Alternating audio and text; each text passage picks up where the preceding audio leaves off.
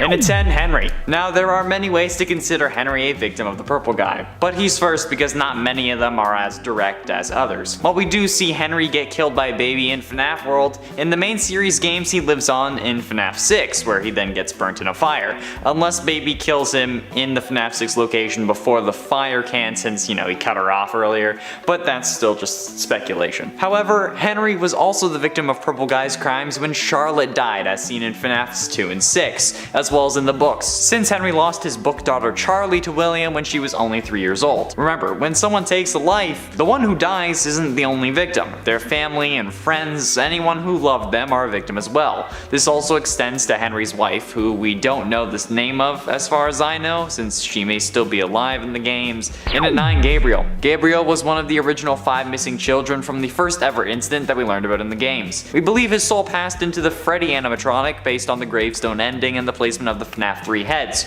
Gabriel hasn't really ever gotten much of a description, aside from a brief mention in the books, but that description could also be referencing Jeremy, and it's just based on Crying Child from FNAF 4's 8-bit minigames, so there isn't really much validity to it. But I wonder how Gabriel feels about being the mascot of the company in essence, cause with over 25 versions of the character being present throughout the separate games, you're a pretty popular fellow. I originally had a theory that we played as someone named Gabriel in FNAF VR, since we ended up getting stuck into the Freddy animatronic in the pizza party ending, but I think that Gregory from Security Breach will be a better Gabriel comparison, especially with this whole hiding in Glamrock Freddy thing. And at 8, Susie. Susie was the first to die, which is pretty horrifying when you think about it, but also kinda liberating if you think about it in another way. Horrifying because you get killed out of nowhere and that sucks hard. But liberating because, while yes, you're dead, you also dead, so you don't really have to worry about anything else. Well, I suppose not in this case, since they go on to possess the animatronic, but they don't have to worry about anything in their future, just getting revenge on their killer. And honestly, that sounds like the life. Not having to pay rent and then just doing everything in your power to stop a serial killer. That sounds like my kind of vacation. But nevertheless, being the first to die is a pretty serious thing.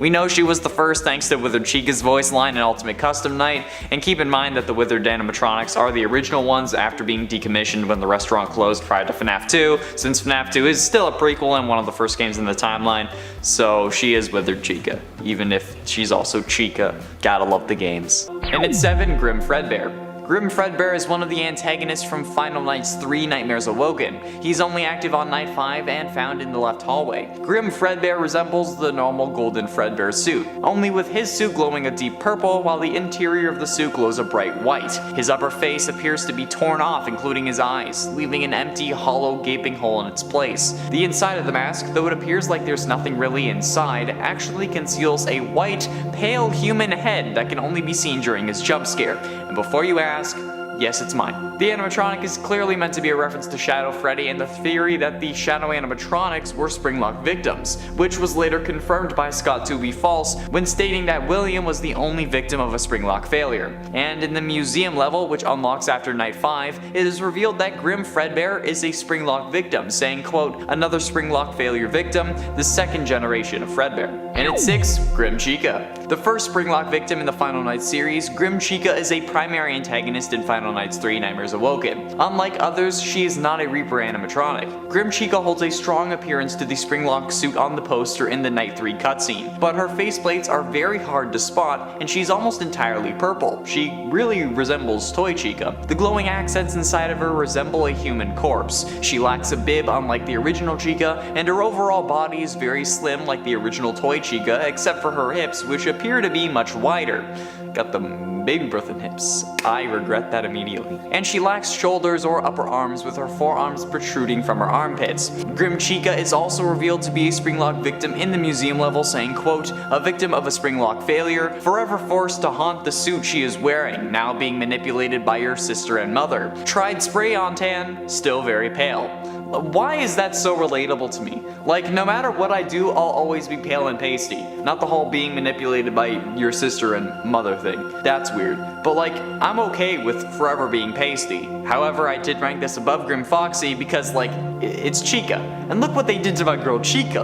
I'm sorry, Mommy Kentucky, for the transgressions. Halfway through in at number 5, Garvey. A psychopathic, cold-blooded killer. He stopped being human long, long ago. That's how Garvey is described in the extras of Dormitibus, the game from which he hails. Garvey is the penultimate antagonist of Dormitibus, and as a human, he was the man who murdered the missing children. He later went on to get trapped in Spring Bonnie, becoming Springtrap, and then was burnt to a permanent death in the Fazbear Frights fire. Garvey is a more gory version of Springtrap from FNAF 3. However, he is not William Afton, as the game was released before the name reveal, even before FNAF 4. Springtrap, but with hardly any exosuit or animatronic casing, whatever you want to call it. He crawls on all fours and uses his left hand as a foot and his left foot as a hand, like some demonic monkey from hell that Satan didn't sanction the creation of. Just look at this thing and tell me that it shouldn't be on this list. If you do, you'll be lying. And at 4, Golden Call. As a human, when alive, Golden Call's name was Kyle. However, he is now a Springlock victim stuck inside a Golden Freddy Springlock suit. Golden Call has the typical rundown Springlock suit vibe, similar to Springtrap. However, this is even more gruesome. His left ear is bent, he has guts coming out of basically every hole in his body, human eyes are hanging out of the animatronic's eye sockets. He's even missing exosuit on his right foot, and the character is holding a flesh-colored, at least it's flesh-colored, it may be even fully a flesh phone in his right hand that stays stuck to his head via more flesh or blood strands connecting to the side of his head. It's horrifying, dude. This is a monstrosity. And looking at his age on the wiki, Kyle was only 5 when he got Springlocked, which is absolutely nuts and just flat out horrible. So unfortunate, man. He was supposed to be the next best Fortnite player. That's a joke for the long-term subs. You know it. And at 3, Cassidy. Cassidy is probably who you'd expect to be number 1 on this list. You know, the generally assumed, the one you should not have killed. The missing children's victim who went on to possess Golden Freddy.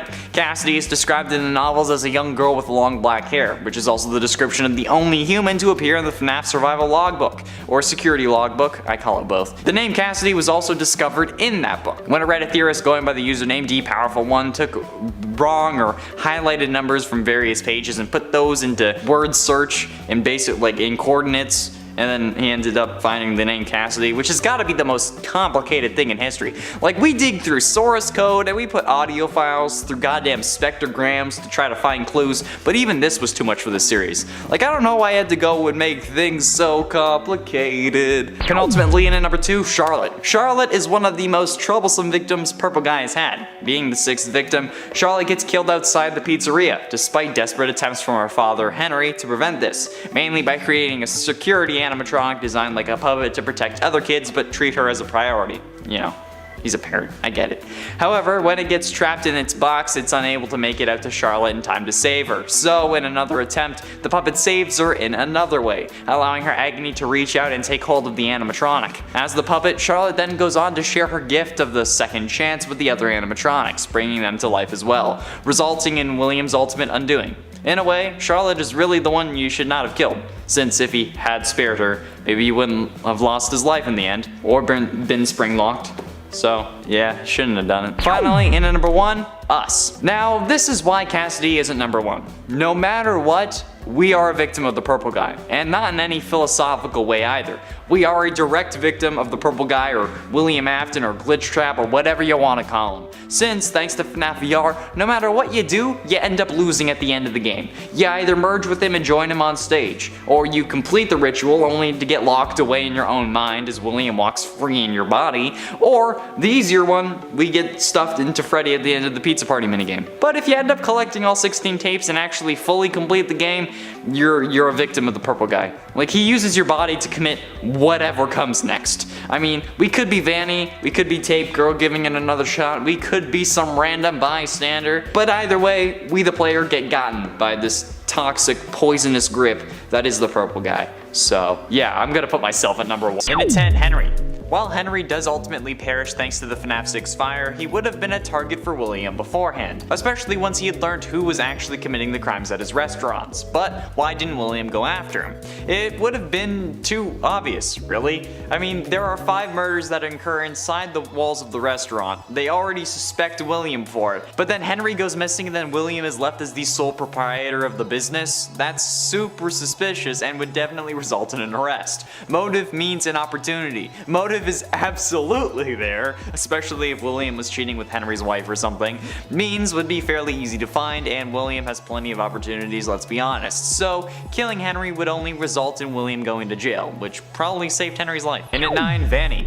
Vanny is an interesting case here, because while she is in a way a victim of glitch trap, she doesn't really know it, or at least is unable to communicate it, only being able to search help on the company computer. Not only that, but William could very well have killed Vanny, but he didn't, opting instead to gain partial control over her. So while she isn't a victim in the traditional sense, I'm sure that there are people who are willing to argue in the comments. So I'm going to make this simple. My list, my rules. Plus, this is a really hard list. There aren't many people who don't end up dying in the FNAF universe, alright? So cut me some slack if a couple of these numbers are iffy to say the least. But Vanny has not yet suffered the ultimate fate of the forever naps, so I'm allowing myself to say that she was almost a victim. Does that mean she isn't going to die? No, I feel like she almost certainly will perish, but she hasn't yet, and that's good enough for me. And at 8, Sammy Emily. Another one that kinda fits if you squint at it and then cough a couple of times. Sammy Emily was in the first 2 FNAF novels Charlie's twin brother who was kidnapped and killed by William Afton. We as the reader and Charlie believe this to be the case for the Silver Eyes as well as the Twisted Ones. However, in The Fourth Closet, the third and final book in the novel trilogy, we learn that there is no Sammy Emily, that instead Charlie was the one who was kidnapped and killed by Afton, and that for all these years every version of Charlie had been a robot designed by Henry and implanted with fake memories.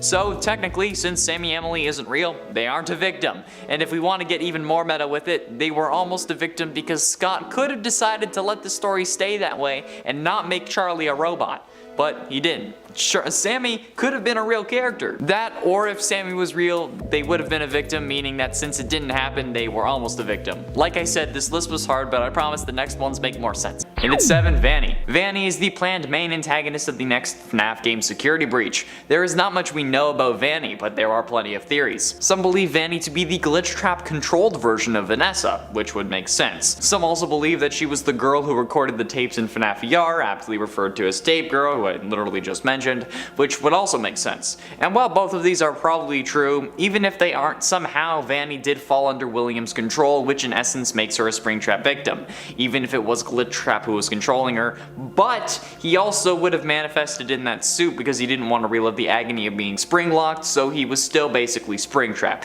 Look, this was a hard list, okay? And I had to add this number at the end. I had to add it so that I had 10 points, okay? So chill for a minute and let me do my thing. And at 6, Charlie. Okay, so in a way, Charlie in the Twisted Ones novel is a victim of Springtrap.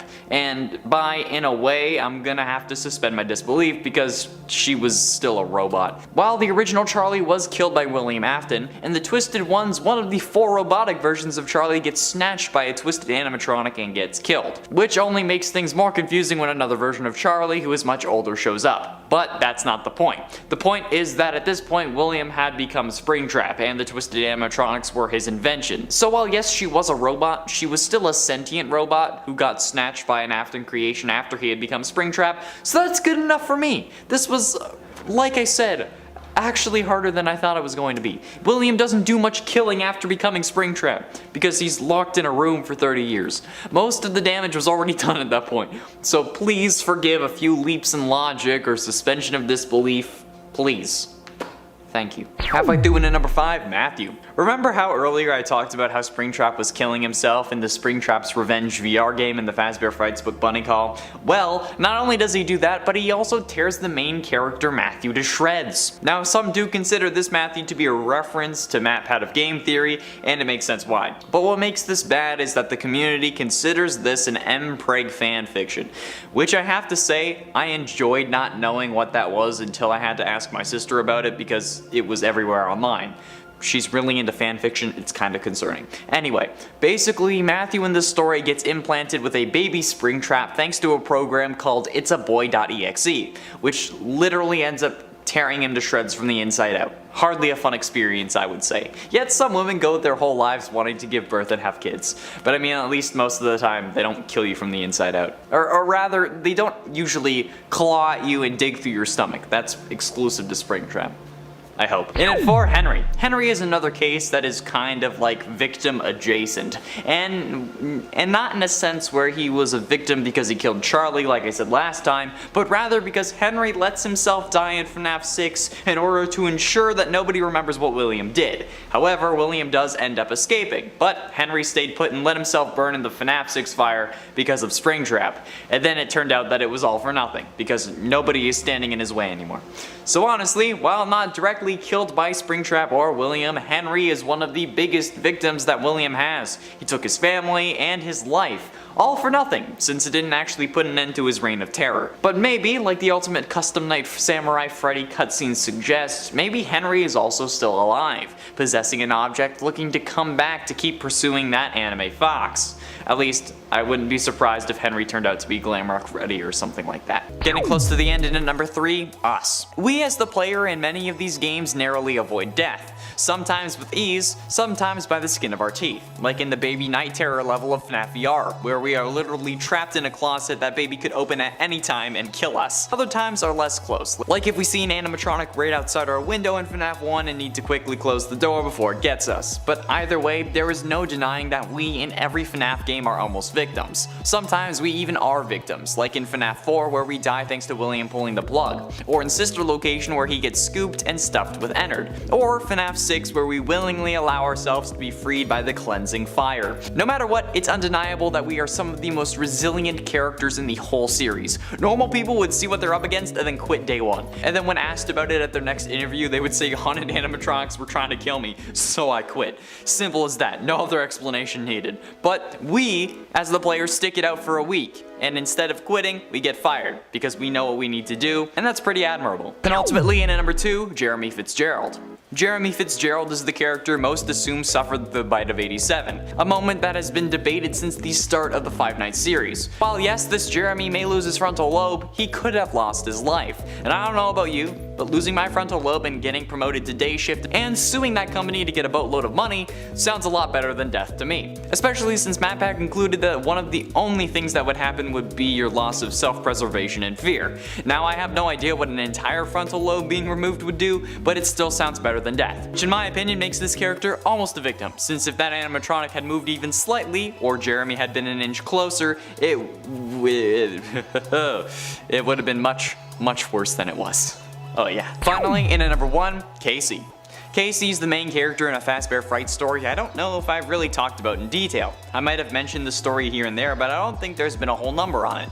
Casey appears in the Fazbear Fright story Dance With Me from Step Closer, the 4th Fazbear Frights book. She ends up stealing some glasses that when worn either reveal or display a Ballora animatronic dancing. Honestly, this is the first character I put on this list and the reason I thought this list was possible, since this entire story revolves around how she was almost a victim of Ballora. Now don't get me wrong, the story is very unclear in this regard, but it's generally assumed that the ending does imply that the little girl who gets the glasses back got snatched by Ballora, who spent the entire story slowly getting closer to Cassie every time she put on those glasses.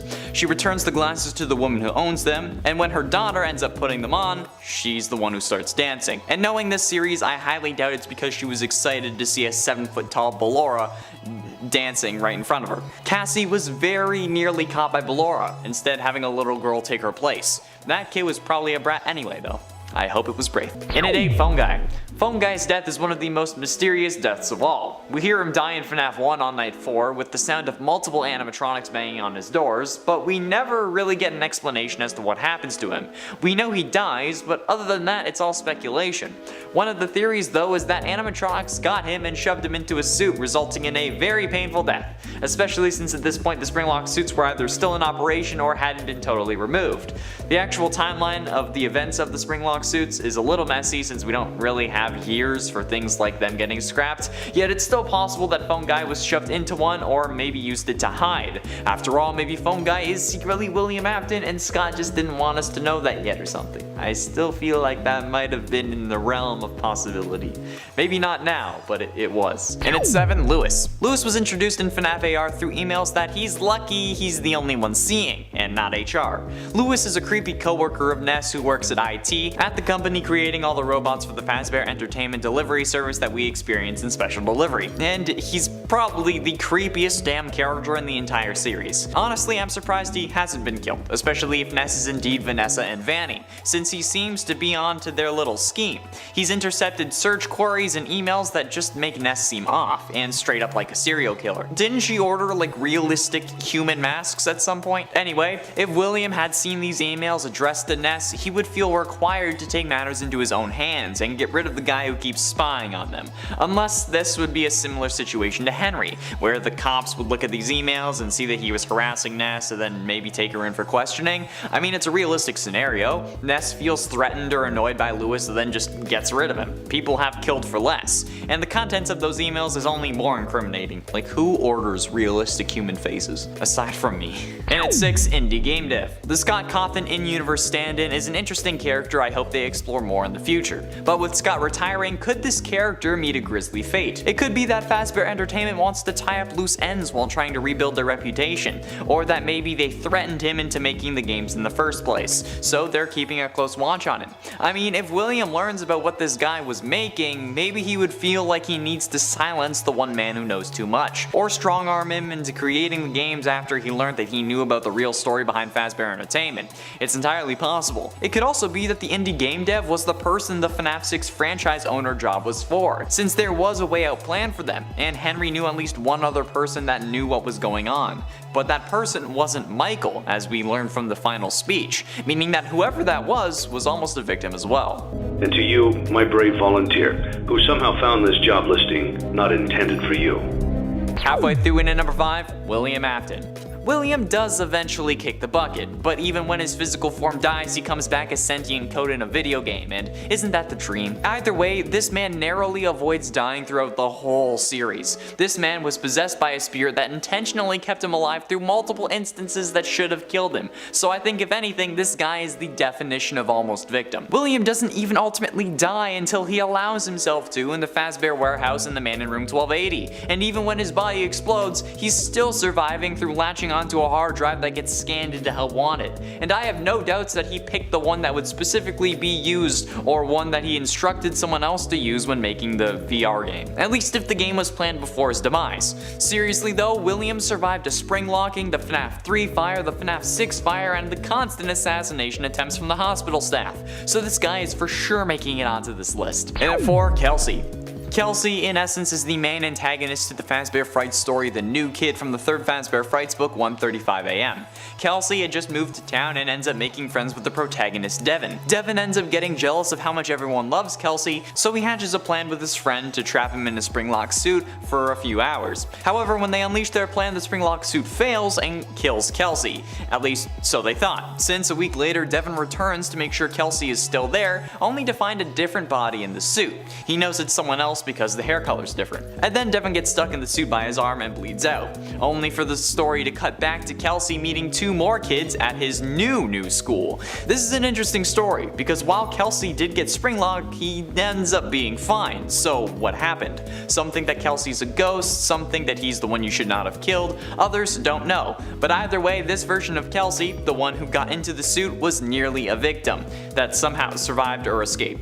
At least, so we think. Getting close to the end in number 3, Kelsey.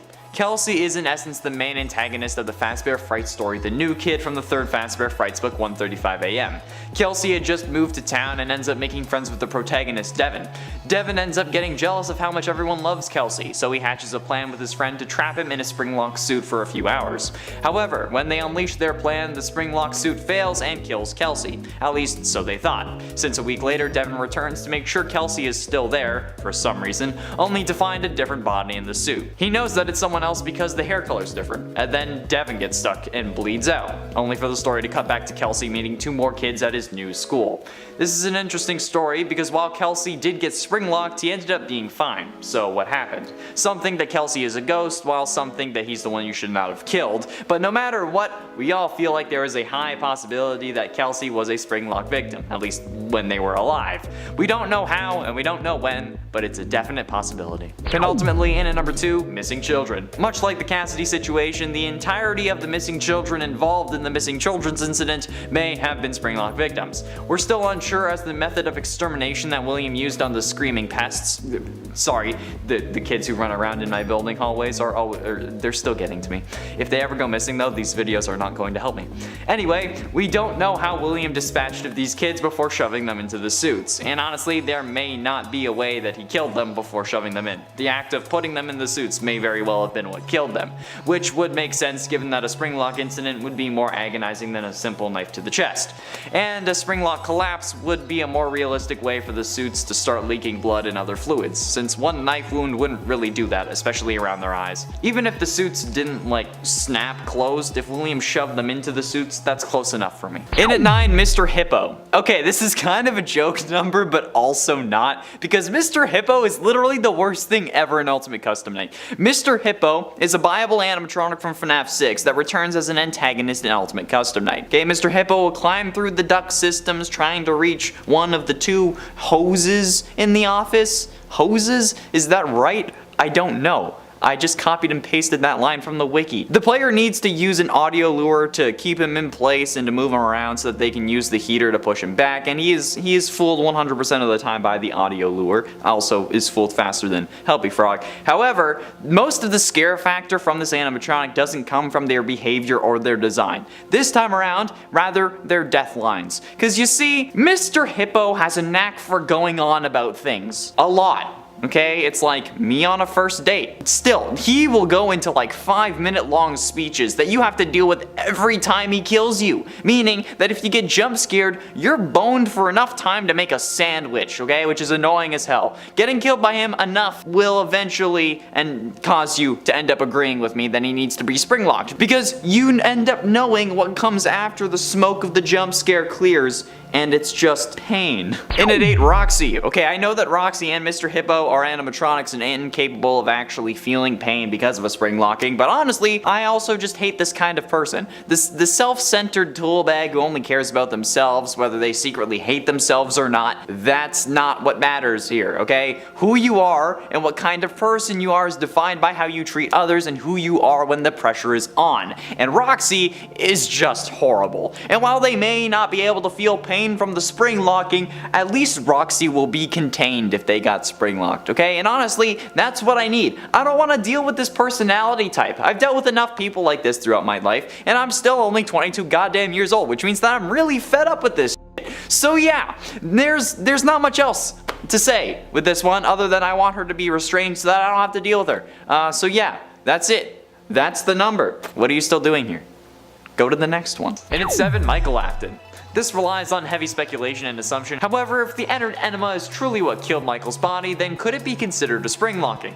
We don't really know if the Funtime animatronics have spring locks, but we can assume that they do thanks to their moving parts and abilities like a giant claw that goes out and stores items. But this would also mean that Ennard would have at least some of those same parts. So if the Funtime animatronics that were made around the same time as the original spring lock animatronics used similar parts or techniques, which is likely, that means that Michael Afton would also be a spring lock victim. We don't need solid proof since this is a possible spring locking victims list, so proof of possibility is all I really need. And honestly, I think that this would provide a good explanation as to why he turned purple. Since people who die don't turn purple. Instead, if they rot, they would most likely be depicted as green, especially when another major character is linked to the color purple. So, if that is indeed bruising, it would make sense if the spring lock mechanisms were hurting him from the inside out. Then at 6, Bite of 87. The Bite of 87 is such an infamous incident that I can already hear people groaning in the comments. However, what if the victim of the Bite of 87, whoever that actually was a victim of a spring lock failure? It could make sense, since the animatronics had no harmful tendencies before this, so a spring lock failure is a reasonable assumption as to why someone got a frontal lobe removed. And a spring lock failure, assumingly, would definitely provide enough power to do that, since the spring locks themselves would snap with such ferocity, and would probably circumvent the whole needing more power to do that thing. And if it was Jeremy, it would explain why the animatronics were suspended, because now one of their employees was bit and they had to promote him and fork over some extra cash to make sure that he didn't sue. So overall, whoever the Bite of 87 victim is could definitely have been a spring lock victim. Halfway through into number 5, Shadow animatronics. One of the oldest theories is that the shadow animatronics are the first Springlock victims. This comes to us after the FNAF 3 phone guide dialogue that mentioned multiple and simultaneous Springlock failures, which some interpreted as multiple Springlock suits failing at once, since the term Springlock in this situation is used to describe the suit as a whole and the individual Springlock mechanisms that hold back all the robotic parts in the suit. So the line of multiple and simultaneous Springlock failures could mean multiple of the Springlocks inside the suit failing at the same time, or more than one suit failing at the same time. This led some to theorize that previous employees were killed in the Springlock suits, which is where the shadow animatronics came from. This is supported by the fact that these shadows are of Freddy and Bonnie, the two animatronics that have Springlock versions. And while there are holes in this theory, there is potential that this is the case. So the shadow animatronics are possible Springlock victims. I'm gonna have to keep saying that because people in the comments are gonna get mad. It's like, oh, they weren't Springlock. They could have been. It's possible, and that's the list, okay? And at 4, Cassidy. Cassidy is the most mysterious victim in the missing children's incident. Her name was hidden for years, only really being discovered recently, and honestly we don't know too much about her. We don't know how she died, so the potential is there for her to be a Springlock victim. Maybe William knew that it would be easier that way. After all, she does possess Golden Freddy, who we figured was a Springlock suit that ended up having the guts removed, hence the slumped overness. However, if this was the case and Cassidy's body was in that suit, they would have found it when they were gutting him. But maybe William was the one who gutted it, considering how he was the suit technician. And I mean, like, to be fair, for a suit technician, he did miss a fatal flaw with the animatronics that he literally designed, since, you know, he got snapped when the suit was wet. Either way, Cassidy being a Springlock victim would help explain a lot in the series. Just, you know, the hallucinations and whatnot. And finally, in at number 1, Michael Afton. Michael Afton absolutely, in my mind, deserves to have gotten Springlocked instead of simply burning in FNAF 6, okay? Like, sure, he seems to be playing the good guy, going after his father, but in reality, Michael, to me, he's just playing the hero this whole time and not actually doing anything. He says he's trying to right his father's wrongs and whatnot, but even Oliver Queen did more than that, okay? He's not doing it because he's a good person, he's doing it because he feels bad and not because of, like, some higher moral code. He blames himself for getting his brother killed, which I mean is understandable, but then that subsequently means that anything he does to try and, like, fix the things that his father did is just to make himself feel better about his own mistakes. Because in the end, nothing is gonna bring his little bro back, okay? And he doesn't even really have the stomach to actually stop his father once and for all. He says that he's going to come find him, but then when he does in FNAF 6, he doesn't burn down the place to stop him, okay? Henry does that. Henry is the only one who's actually willing to sack up and try to stop William, even if he does it in a cowardly way, okay? That just shows how not serious Michael is. And if he really wanted to make sure that William was dead, he wouldn't have let himself burn in the FNAF 6 fire, okay? But he does. He lets himself burn, or at least doesn't actually successfully get out of the building, so that he won't have to feel the regret of hurting his brother anymore, okay? Because he has the curse of knowledge, since he knows what his father was doing, and he doesn't want to deal with it anymore. And you know what? That deserves a Springlocking. That's right. I don't care how mad at you are at me in the comments, okay? I don't care. It's true, alright? It's Monday morning, I'm mad. That's all the time we have for today, friends. Thank you all so much for watching. I've been Channel Man Connor Monroe, and I'll see you in another video.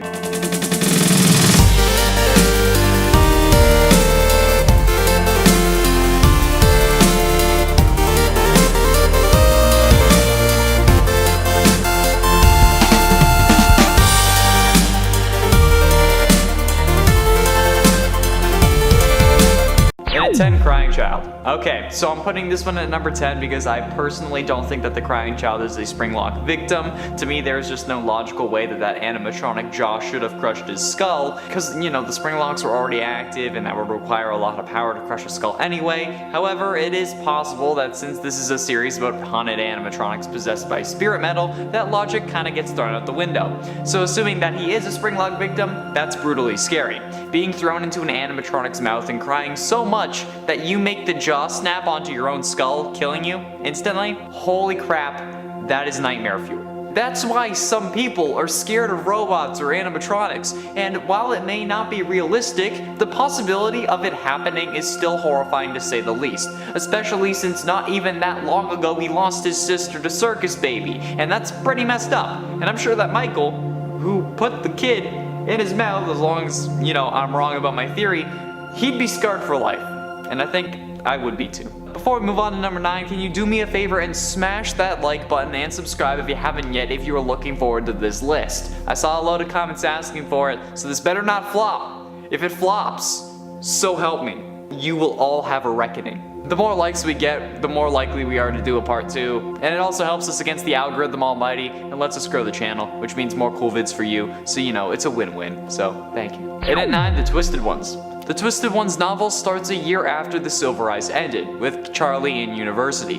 One day, however, Clay Burke comes to see Charlie, and for some reason brings her to see a corpse with familiar wounds. This could either be because she would recognize them, or because she was working with the police, or because they had to advance the plot. I don't know, I haven't read the original novels, but I want to. However, looking at the wounds, she confirms that they are in fact a Springlock failure, meaning that we have an unnamed Springlock victim in the Twisted Ones novel. If this character does have a name, like if it's revealed in later down the line or something, please let me know, because I couldn't find one online. However, while this may seem insignificant to you, the real horror of this number comes from what it signifies.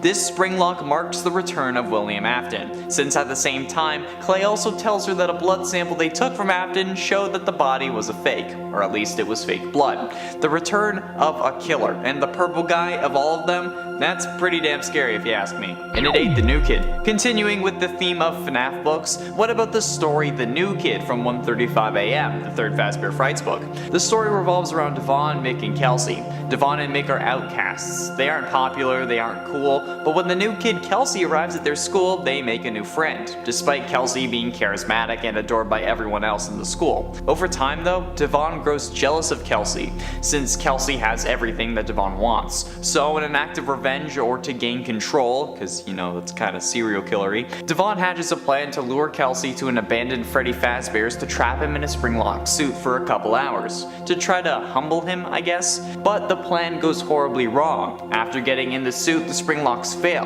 as expected, because you know, this is a FNAF book, causing Kelsey's blood to soak into the fur of the animatronic and pull around the ground. Devon and Mick leave Kelsey for dead so that they won't get in trouble, but something doesn't feel right. So a week later, Devon returns to make sure that Kelsey's body is still there, for some reason. He sticks his hand into the animatronic's mouth to feel if it's there, and snap! The Springlocks fail yet again, as per usual, and Devon gets his hand stuck inside the suit and bleeds out, but not before seeing a body in the suit, but with black hair instead of Kelsey's blonde hair. If that's not scary, then you need to go see a doctor, because that's bone chilling. That's messed up. No. And at 7, Cassidy. Some say that Cassidy was spring-locked, but honestly, there isn't really much evidence for that. But you know what? If she wasn't, she damn well deserves to be. And why, you ask? How could a little girl who got killed and then go on to possess the killer so he could suffer for all eternity deserve such a fate as a spring-locking? Well, exactly for the reason you listed. Because everyone thinks that Cassidy is the vengeful spirit, aka the one you should not have killed, aka the one who possesses Afton to make him suffer, but when you look at it logically, taking into consideration more than just what Matt Patton says, it would make more sense for Crying Child to be the vengeful spirit. But nobody wants to listen to me. Nobody wants to hear even my suggestions because of Cassidy. The amount of hate that I have gotten in the comments, in my DMs, on TikTok for God's sakes, is more than I have gotten for anything else. Even more than I got for suggesting that Michael was a Crying Child robot. Just because William didn't kill Crying Child directly does not mean that he couldn't possibly blame the man who made the robot and gave it enough power to crush a skull for his death. Because, you know, that wouldn't normally be required. Plus, Cassidy only has significance because you think she's the vengeful spirit. Take that away, and what importance does she have? Exactly. So, just for that, and for hardly anyone being willing to even hear me out, Cassidy damn well deserves it. Honestly, she could be higher on the list, but I wanted to rant about other people a little bit more. So yeah, there you go. And at 6, FNAF cops. The cops in the FNAF universe are absolutely the most moronic bunch of people I have ever, I guess, not seen but heard of, honestly. Like, yeah, I get that they couldn't catch William for story purposes, but that seemingly was retconned, since in the first game they said that they had made an arrest. They could have ended it right there. The story could have been over, but they couldn't find the bodies, so they let him go. Yeah, ignore the animatronics that smell like death, are leaking blood and other bodily fluids, and that many parents have compared to reanimated corpses. Those don't have anything to do with this scenario. Yeah, totally. And even when they find baby's blueprints and see that she has a child storage tank, they don't do anything more than question him. Quote, "There's no doubting what you've achieved on a technical level. These are clearly state of the art. There are just certain design choices that were made for these robots that we don't fully understand. We were hoping that you could shed some light on those." Dude, arrest him! And search the bloody, rotten body smelling animatronics. God damn it, how hard is this? Okay, if it's a crime scene or a suspected crime scene, come on, if it's a crime scene, you don't need to have a warrant, for fuck's sakes, okay? They all deserve spring lockings for the sheer stupidity alone. I'm surprised that they didn't crawl into one and then get killed by it just because they're that damn stupid. In it for Vanessa. I feel like this one is kind of obvious, and you may get mad at me for saying this, but Vanessa deserves to be spring locked, man, okay? You're probably thinking, but she's possessed, you moron. She doesn't have control over her actions. But that's the thing. She does. Vanessa has no willpower to sacrifice herself for the greater good, okay? At this point, I think that it's safe to infer that Jeremy from FNAF VR didn't go crazy because he just saw a glitch trap. It's fairly reasonable to say that he got possessed. Tape Girl hadn't broken glitch trap into the tapes yet, and he was probably just able to possess whoever he wanted. So if Jeremy did get possessed, and the possession worked in a similar way that it does with Vanessa, which would make sense, Jeremy would at times be sentient and in control of his own body. So if he knew about glitch trap, maybe he didn't cut his face off because he was freaking out like he had just taken like the Epsom salt because you use it in the bath. Maybe he did it to try and kill the monster that was inside of him, okay? So if Vanessa had the gall, Afton wouldn't really have a vessel, okay? Especially since the VR game at this point was probably abandoned. But she won't. But she won't do it. So she deserves to be spring locked. And at 3, Am I Real? Am I Real, also known as Cake Bear, is presumably the primary and most recurrent antagonist in Dormitibus. Am I Real has 2 different forms. His first form is Cake Bear. Cake Bear's design originated from the Save Him minigame, where he delivered cake to children while a kid is murdered outside. He is the predecessor of both Fredbear and Freddy Fazbear. Cake Bear is a brown bear animatronic that also acts like a spring-locked suit that appears in most of the main nights. Although they do look similar, the only similarities he has to Freddy Fazbear in reality is that they both possess a top hat, are brown, have blue eyes, and are a bear. Am I Real's second form is a form that resembles Springtrap, however. This form has a green color much like Springtrap and contains human remains. His right eye socket has gotten bigger on the side and a big hole can be seen on the right side of his head. His top hat has received some withering on it as well, and his lower jaw is slanted and worn down, no longer circular like Cake Bear's. He also has a sizable hole in the right side of his torso, revealing organs. Ha, lovely. Rips and tears cover his arms, revealing more human remains. He also appears to be missing at least 1 finger on his right hand, and it's absolutely terrifying to look at. Of course, 3 out of 10 of these are going to be from Dormitibus. Like, what did you think was gonna happen? Did you watch the Dormitibus animatronics list? Penultimately, in at number 2, Springtrap. I believe we all know this story by now. Everything was going well at first. They couldn't pin him down and he was on his way to immortality.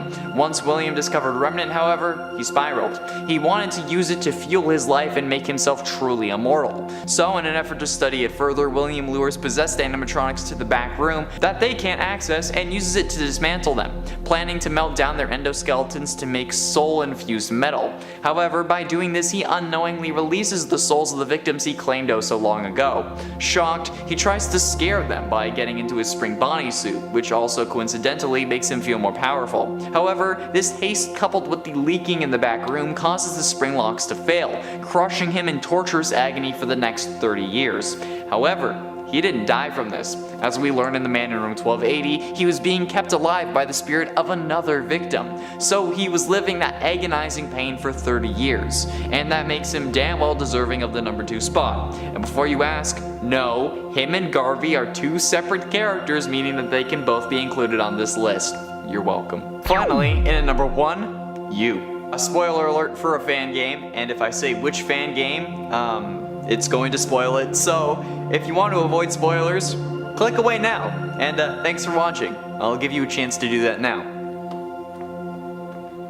Okay, now that you've prepared for spoilers, A Shadow Over Freddy's is a FNAF fan game created by FizzNom on GameJolt. It released on April 25th, 2018, and since it was made by the same guy who is currently working on FNAF Plus for the Fazbear fanverse, you know it's bound to be good. The gameplay of A Shadow Over Freddy's is a hybrid between a traditional point-and-click game and a free-roaming horror game. The player wakes up to find themselves with no memories in a black and white abandoned Freddy Fazbear's Pizza, and is tasked with surviving 5 nights and escaping the restaurant. The player is given a different task each night and must complete said task before 6 AM and without being attacked by any roaming animatronics. However, the ending of the game has you getting trapped in a spring-lock suit and left to rot, meaning that you are a spring-lock victim, which is probably the scariest victim of them all, cause I don't know about you, but I'd rather not get spring-locked. Although I know there are plenty of you that would just love that. You'd fill the suit with liquids that aren't blood, and that's messed up. Like, I'm not one for kink shaming, but yeah, there's kinks, and then there's like being killed, you know? I don't know how else to put that.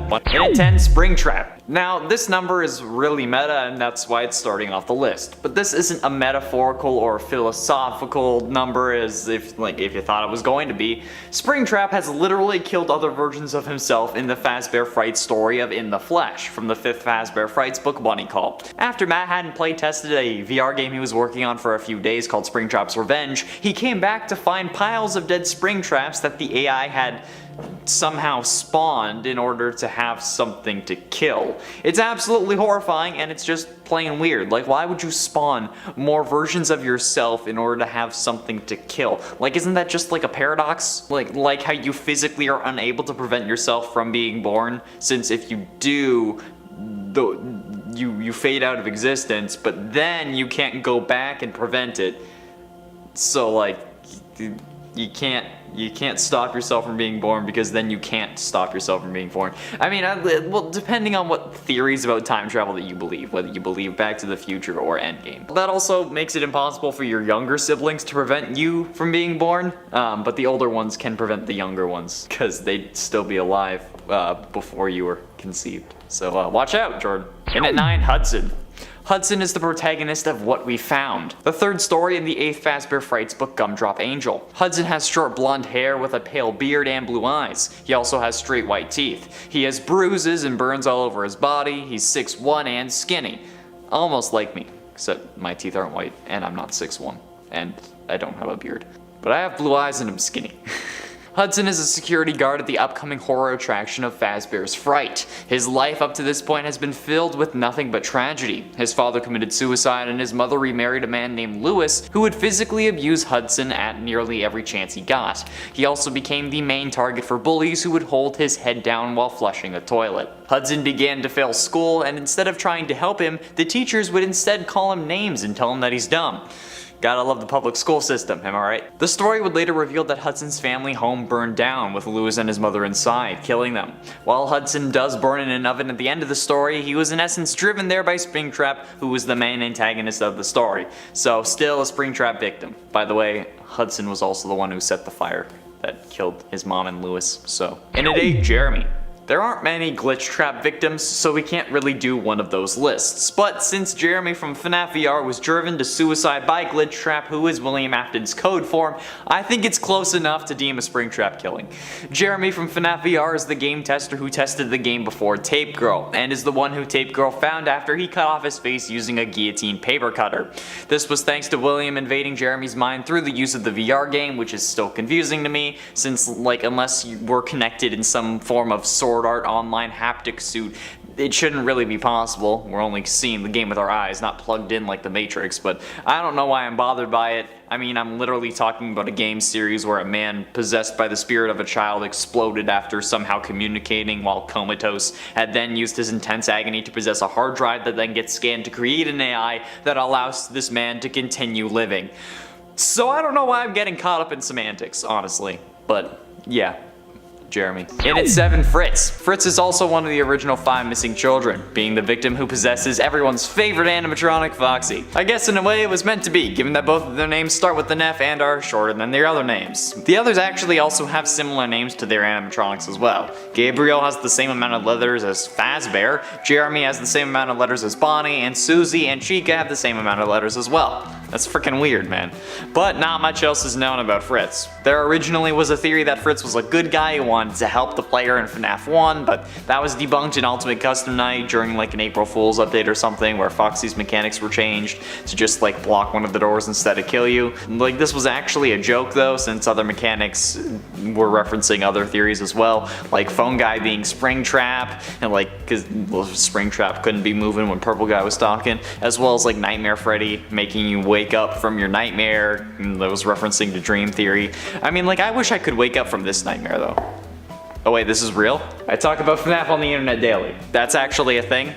I'm not having a nightmare? Oh great. And at 6, Elizabeth. Elizabeth was an unintentional victim of the Purple Guy, given that Elizabeth was in fact his daughter. In the aftermath of his murder den closing, Afton set up shop in a new restaurant he owned called Circus Baby's Pizza World. At least one that he started opening, where the feature animatronics were actually giant murder robots hungry for the flesh of children. Because, you know, that's what this series has come to at that point. He warned his kids to stay away from the animatronics, especially his daughter Elizabeth, since she had such a fascination with the main star baby, but she didn't listen. So in a moment of ultimate regret, she done got herself scooped, basically insta-killing her while baby's arm grabbed her, pulled her in, and then crushed her and put her in a storage unit. While he didn't kill her directly, he still killed her, and then even victimized himself since, you know, it was his daughter that got scooped, and William's also a victim because he killed his daughter. But then this leads him to discover possession at the hands of Agony, but I don't think that he knows that it's Agony, but then that completely changes his motive, so he goes on to commit more murders. It's a pivotal death in the Purple Guy chronology, or story. I fight through in at number 5, Vanny. Vanny is kind of a different victim in the sense that she isn't dead, but she has been controlled by Afton in the form of a mind virus that is just pretty damn ridiculous even for the FNAF series. But presumably getting caught by testing the FNAF VR game, or maybe through FNAF AR, she gets partially controlled by William. Hence the potential double personality that we see as hinted at through the FNAF AR emails. But this could also just be Tape Girl that we hear in FNAF VR, who is the one who gives you false information about how to beat Glitch Trap. Vanny, we know, is a victim of the Purple Guy since, well, he's been the only killer in the series up until this point, and she wears a fabric bunny suit, alluding to the fact that William had his spring bunny suit that turned him into Springtrap and, you know, the whole Glitch Trap thing. Gotta love them parallels. This is how serial killers are caught, though. Like, change your MO every once in a while. They only catch the stupid criminals, so don't be stupid. I mean, don't be a criminal. Especially, just don't do it. And at 4, Jeremy's. As I said in the Souls Trapped in Animatronics video, Jeremy is one of the biggest troll names in FNAF history, being used for 3 separate characters, which, I mean, doesn't sound like a lot, but for FNAF it is. However, only 2 of them are the direct victims of Purple Guy. Jeremy is the name of one of the original missing children, and as I said earlier, he goes on to possess Bonnie. The other Jeremy is a playtester for the Freddy Fazbear Virtual Experience, the game we tested in FNAF VR, the one who tested it before Tape Girl, who ends up finding the Glitch Trap anomaly and causes him to go mad. And by going mad, I genuinely mean, like, absolutely psycho. Jeremy ends up cutting off his own face. But I mean, like, that's also interesting because, like, Withered Bonnie, the Withered Bonnie animatronic that we see in FNAF 2 is missing his face. And it's weird because Withered Bonnie is the Bonnie that's possessed by the missing children's incident Jeremy. Now, like, I don't know if that means anything or if it's intended or if it's just coincidence, but knowing this series, I'm always worried that, like, the smallest detail is gonna have the biggest consequence. Getting close to the end, and at number 3, Gregory. Now, with Security Breach not releasing until late 2021, we can only speculate as to what happens to our next main character and our player, Gregory, in the next Fazbear game. However, it's entirely possible that Gregory ends up getting killed. Think about it. This is literally a kid who is fighting one of the FNAF universe's deadliest child serial killers, who has multiple animatronics out to find him and control over a security guard. Not only that, but it's entirely possible that Glamrock Freddy ends up betraying us and crushing us while we're inside of him. That sounded weird. It's not like we haven't been killed in the games before, or at least horribly mutilated like we were in Sister Location. And we as the player die in FNAF 6 along with Henry. So Scott is not new to killing off the main player in his games. But also, realistically, he's a kid. And like, what's he gonna be able to do against a literal sentient code? And if he lives, there will be someone to tell the cops what happened. And if William was paying them off, he certainly wasn't anymore, so maybe they can have an actual investigation this time. But only if Gregory lives, so he's probably gonna die. Penultimately, in at number 2, Michael Afton.